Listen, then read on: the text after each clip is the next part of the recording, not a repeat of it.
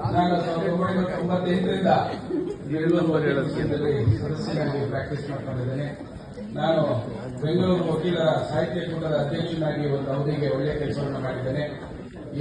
ನಾನು ನ್ಯಾಯಮಿತ್ರ ಸಹಕಾರಿ ಬ್ಯಾಂಕಿನ ಫೌಂಡರ್ ಮೆಂಬರ್ ಆಗಿ 2 ಅವಧಿಗೆ 10 ವರ್ಷಗಳ ಕಾಲ ನಿರ್ದೇಶಕನಾಗಿ ಬ್ಯಾಂಕ್ ಅನ್ನ ಇತರೆ ನಿರ್ದೇಶಕರ ಜೊತೆ ಉತ್ತಮ ಸ್ಥಿತಿಗೆ ಬಂದು 15% ಡಿವಿಡೆಂಡ್ ಕೊಡೋದರ ಶ್ರಮಿಸಿದ್ದೇನೆ. ಅದೇ ರೀತಿ ಬೆಂಗಳೂರು ವಕೀಲರ ಸಹಕಾರ ಸಂಘದಲ್ಲೂ ಕೂಡ 1 ಬಾರಿ ನೀವು ಆಶೀರ್ವಾದವನ್ನು ನೀಡಿದ್ದೀರಿ.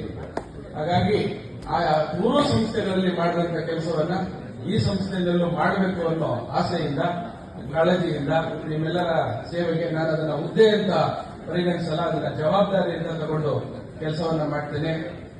ಡಿವಿಜಿ ಅವರ ಕಗ್ಗದಲ್ಲಿ ಒಂದು ಕಗ್ಗ ಹೇಳ್ತಾರೆ, ಅನ್ನದಾತುರಕ್ಕಿಂತ ಚಿನ್ನದಾತುರ ತೀಕ್ಷ್ಣ, ಚಿನ್ನದಾತುರಕ್ಕಿಂತ ಹೆಣ್ಣು ಗಂಡಲವು, ಮನ್ನಣೆಯ ದಾಹವು ತೀಕ್ಷ್ಣವಿ ಎಲ್ಲದಕ್ಕೂ ಇನ್ನೊಬ್ಬರು ಆತ್ಮವೇ ಮುಗಿದಿಮ್ಮ ಅಂತ.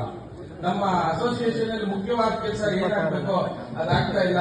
ಯಾರು ಜಡ್ಜಸ್ ಅಪಾಯಿಂಟ್ ಆಗ್ತಾರೆ ಅವರಿಗೆ ಸನ್ಮಾನ ಮಾಡೋದು, ಬೇರೆ ಹೋದಾಗ ಸನ್ಮಾನ ಮಾಡೋದು ಇಷ್ಟೇ ನಡೀತಾ ಇದ್ದಾರೆ.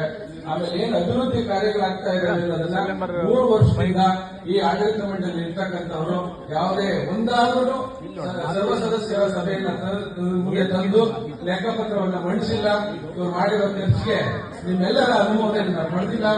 ನಾವು ನ್ಯಾಯಮಿತ್ರ ಬ್ಯಾಂಕ್, ಸೊಸೈಟಿ ಮತ್ತೆ ಲಿಬರಲ್ ಯೂನಿಯನ್ನಲ್ಲಿ ಹೇಗೆ ಪಾರದರ್ಶಕವಾಗಿ ಆಡಳಿತವನ್ನು ಮಾಡುವ ಅದೇ ರೀತಿ ಆಡಳಿತವನ್ನ ಬೆಂಗಳೂರು ವಕೀಲರ ಸಂಘಕ್ಕೂ ಕೊಡ್ತೀನಿ. ನನಗೊಂದು ಅವಕಾಶ ಕೊಡಿ ಅಂತ ತಮ್ಮನ್ನು ವಿನಂತಿಸುತ್ತೀನಿ. ಧನ್ಯವಾದಗಳು.